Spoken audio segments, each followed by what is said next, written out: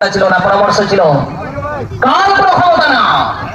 মুমিন মুসলমান, তুমি ঈমান দুর্বল করো না, তুমি সেই মহান স্রষ্টা প্রতিপালকের প্রতি আস্থা রাখো যে আল্লাহ তোমাকে তিল তিল করে ফোটা নাপাক থেকে তোমাকে পরিবর্তন করেছে, এক একটা আকার আকৃতি দান করেছে, তোমার অঙ্গ প্রত্যঙ্গ দান করেছে, বলুন সুবহানাল্লাহ।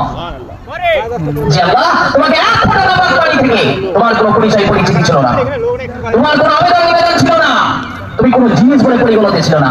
আল্লাহ রাব্বুল আলামিন পবিত্র কোরআনুল কারীমের মধ্যে ঘোষণা করলেন, আল্লাহ আলাল ইনসানি হিনুম মিনাদ দাহরি লাম ইয়াকুন শাইআন মাযকুরা।